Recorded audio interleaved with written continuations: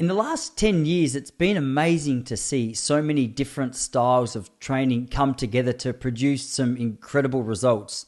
In fact, the standout feature of so much of the training at the moment is around this 80-20 principle. That's 80% of your running at around zone 2, and then 20% of your running at zone 3, 4, and a little bit into 5. When I was running on the track, the favored approach to running a best time or getting into shape was just go out and smash yourself for as long as you can without getting injured. But with that kind of structure, naturally, it leaves a little bit on the table in terms of how much intensity you can put into a session and how much you can recover in between sessions and races. I got some okay results. I ran 3:49 for 1,500 and 8:10 for 3,000 meters. But the truth is, a smarter approach with some well-structured sessions is a way better way to go about running a 5K best time. Today, I want to talk to you about not only one important session that you can do to build your way up to smash your 5K PB, but a number of important elements around that training that's going to nurture you as you go through that training, making you stronger, more consistent, and leave you enjoying your running a whole heap more. Well, I think if we're honest with ourselves, distance running or running-based sports seem to attract a certain kind of mindset. We love volume, we love frequency, we love intensity, and the more we can marry these things together, the more in our heads we believe we're going to see results. Unfortunately, what that little formula leaves out is any time for recovery or any time for build-up. And with that approach, it leaves us, as I said at the start of this video with my own running, plateauing, fatigued, or just not reaching our top level of performance. If you had a look through your own training at the moment, you're honest with yourself, do you have any guides or structure around what you do on certain days? Sure, on paper we might say it's a recovery run. On paper we might say it's a session. But how many times do you go out in a recovery run and pay attention to your heart rate, pay attention to pace, making sure it really is the recovery run that it's set out to be? If you're anything like what I used to be, I'd fall into the trap of going, you know what, I feel pretty good. Or last time I ran on this track, I ran this particular time. Let's see if I can beat it today. So with that lack of plan and lack of structure, it leaves you just at the mercy of your emotions. And so often, distance running emotion is, hey, let's see how hard we go for how long.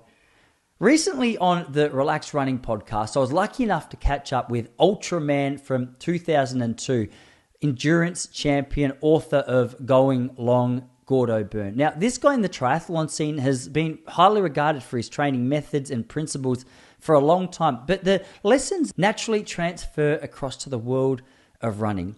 Now, it's his session that I wanted to share with you today as a key session in the build-up towards you running a faster 5K. And it works like this. First of all, day one, we're going to go out and we're going to do 8 times 400 meters. The first 4 at half marathon pace. The last 4 at 10K pace. Between these reps, we're going to take a 60-second rest. The first couple of weeks should feel quite easy. That is not overexerting, but it's getting your body ready to go to the next level. Centrally, your heart rate, your lung capacity might be ready for that.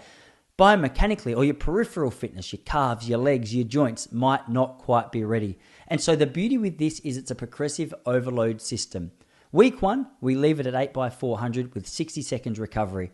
Then a fortnight later, in and around all of the other training that you're doing, you're going to go out and you're going to do the same pace, same structure, but over 600 meters. You're going to build this up over the course of a couple of months until you get to the point where you're doing 8 by K with the first 4 reps at half marathon pace, the last 4 at 10K pace, still with a 60-second recovery. Then at the end of that, take a 3-minute break and you're going to do 3 to 4 times 300 meters at your 3,000 meter pace. Now, the beauty with this session is obviously you're going to be going into the last reps with some fatigue in your legs. You're building that speed endurance. You're tapping into zone 3 and 4, maybe even scratching the surface of 5, depending on how hard you're pushing those 1K reps.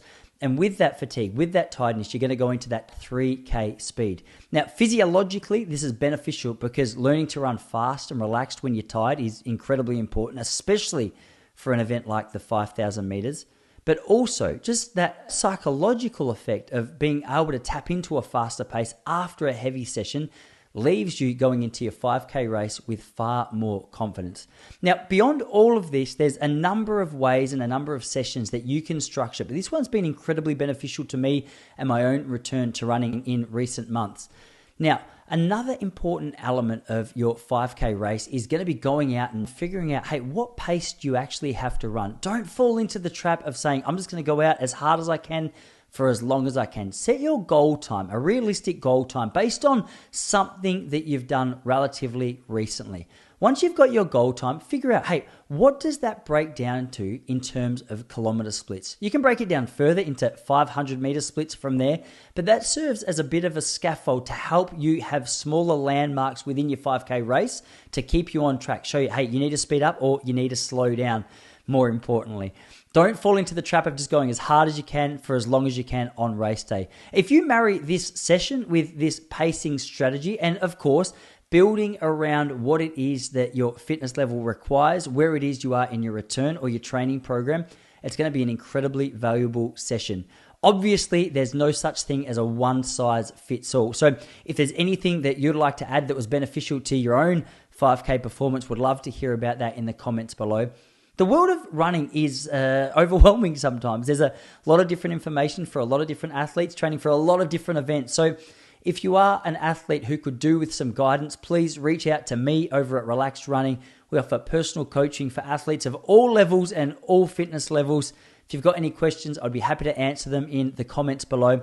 If you're looking for more food for thought, make sure you check out this video. In the meantime, happy training. Enjoy this session. Let me know how it goes, and I'll speak to you guys in the comments below.